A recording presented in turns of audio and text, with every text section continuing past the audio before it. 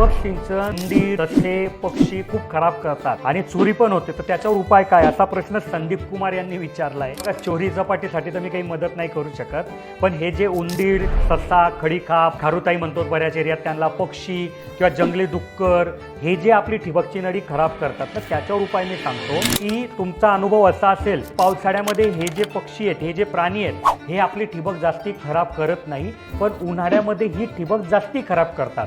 तर असं का करतात? कारण उन्हाळ्यात सर्वीकडे सुकलेलं असतं, कुठे प्यायला पाणी भेटत नाही, मग यांना पाणी प्यायची तहान लागलेली असते आणि आपल्या ठिबकच्या नळीमध्ये पाणी असतं, मग तो स्मेल त्यांना येतो, म्हणून ते खराब करतात. मग यांना जर तुम्ही आयतं तिथे पाणी उपलब्ध करून दिलं प्यायला, तर शक्यता आहे की बाबा ते तुमची नळी खराब नाही करणार.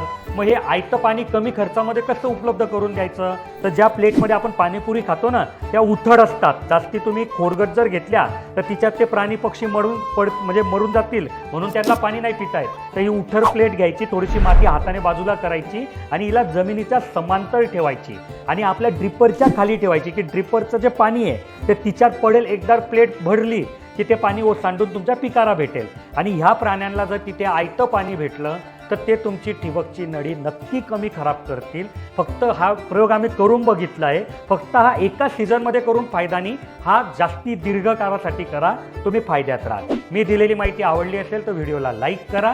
तुमच्याही मनात काही प्रश्न असेल तर कमेंटमध्ये विचारा, मी पुढच्या व्हिडिओमध्ये त्याचं उत्तर द्यायचा प्रयत्न नक्की करेल. धन्यवाद.